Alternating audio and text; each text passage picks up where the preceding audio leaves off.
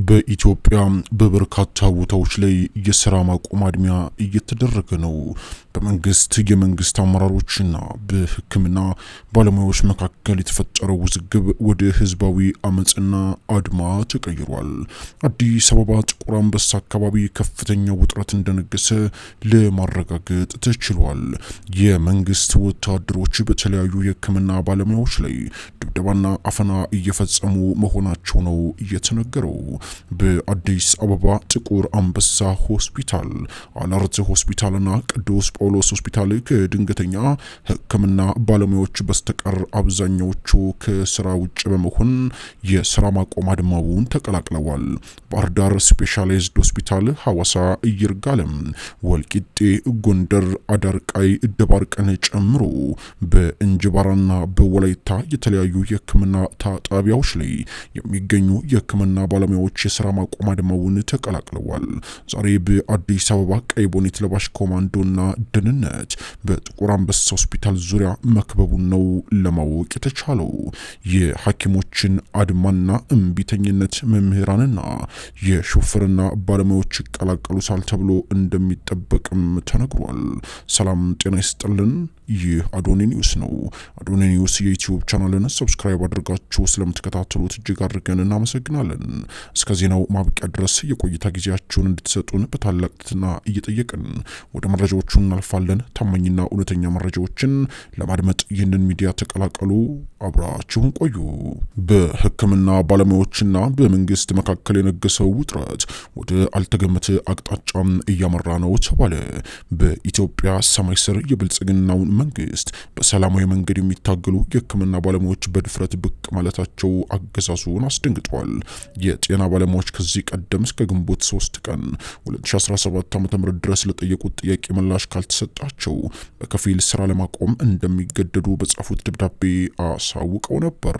በዚህም ዛሬ በተለያዩ አገሪቱ ክፍሎች ባሉ የጤና ተቋማት ወደ ስራ ያልገቡ እንዳሉ፣ ይህም በመሆኑ ተቋማቱ ወደ ስራ እንዲመለሱ ማስጠንቀቂያ ሲለጥፉ እንደነበር ለማረጋገጥ ተችሏል።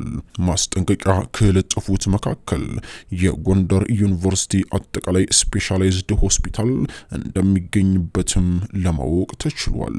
ከዚህ በተጨማሪ በጎባ ሪፈራል ሆስፒታል የሕክምና ባለሙያዎች ሙሉ ለሙሉ አድማውን መቀላቀላቸውን ተከትሎ ማስጠንቀቂያ ወጥቷል።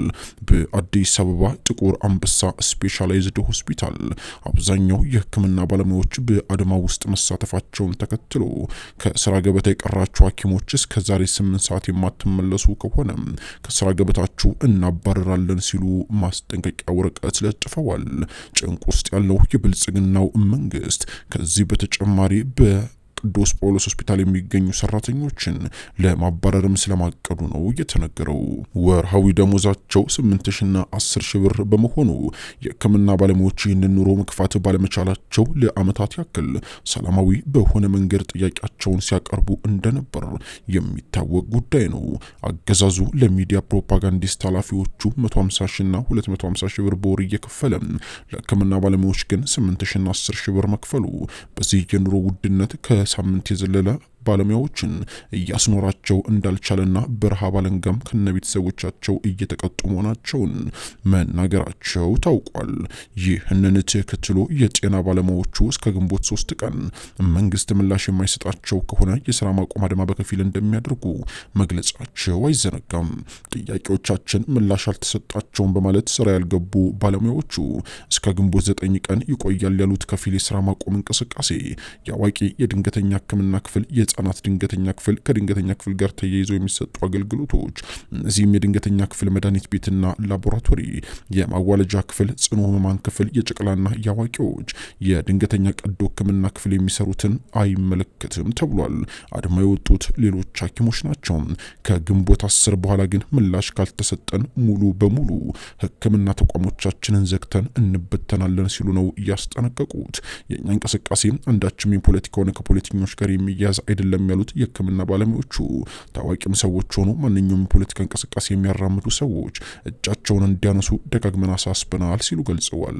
ሀገራችንን፣ ህዝባችንን እንወዳለን፣ ሰላምም እንድትሆን የምንፈልገው ነው። ነገር ግን ዓመታት ያለፋቸው ጥያቄዎች መልስ ሲሰጥባቸው ሁሌ ሽንገላና ማታለያ ይቁም ሲሉ ገልጸዋል። ጤና ባለሙያዎቹ ያሉብን ዘርፈ ብዙ ችግሮች በግልጽ ይታወቃሉ። መፍትሄው ላይ ቁጭ ብለን እንነጋገርባቸውና ቁርጥ ያለ ዘላቂ መፍትሄ ይሰጠን። ቢመረን ኑሮውም ከአቅማችን በላይ ቢሆንብን ቤተሰብ ማስተዳደር ቀርቶ ጭራሽ ሸክም ወደ መሆን በመሸጋገራችን ድካማችንን፣ እንቅልፍ ማጣታችንን የሚመጥን ነገር ሳናገኝ በመቅረታችን ነው። እጅጉንም ቢከፋን ቢመረን ነው ወደዚህ እንቅስቃሴ ገባ ነው እንጂ ለማንም የፖለቲካ አጀንዳ ማራመጃ ለዩቲዩብና ሚዲያ መነገጃ ለመሆንም አይደለም ብለዋል። በእኛ ስም ፖለቲካ ለሚነግዱትም ተውን ብለን ነግረናቸዋል ሲሉ ማስጠንቀቂያ ገልጸዋል።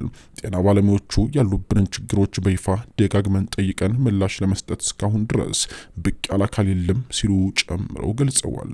አድማጮቻችን፣ የጤና ባለሙያዎቹ ላነሷቸው ጥያቄዎች መንግስት ሰላማዊ ምላሽ ይሰጣል ተብሎ ቢጠበቅም የመንግስት ምላሽ ግን ወታደርና አፈሙዝ ነው።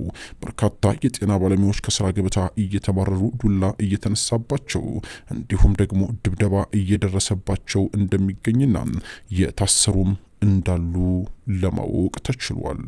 የጤና ባለሙያዎቹን ጥያቄ መምህራንም እንጋራለን እያሉ ሲሆን የኛ የመምህራን ጥያቄም የማይመለስ ከሆነ ወደ ስራ ማቆም አድማ እንደሚገቡ ነው የዛቱት።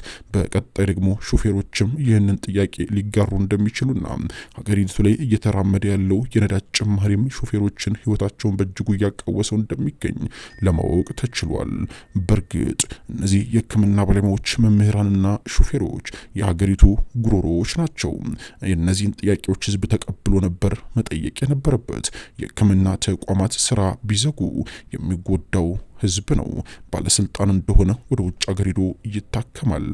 የትምህርት ተቋማት ቢዘጉ የሚጎዳው ህዝብ ነው። ልጆቹ ከትምህርት ገበታ ይቀራሉና ሾፌሮች አድማ ቢወጡ የሚጎዳው ህዝብ ነው። ምክንያቱም ሸቀጣ ሸቀጭ አይገባለትም፣ እንደ ልቡ መንቀሳቀስ አይችልምና የመምህራንን የሾፌሮችንና የህክምና ባለሙያዎችን ጥያቄ ህዝብ ተቀብሎ ሊጠይቅለት ድምጻቸውንም ሊያስተጋባለት ይገባል። ለዛሬ የነበረን መረጃ ይመስላል። ነገ እንመለሳለን። ሰላም ሁኑ።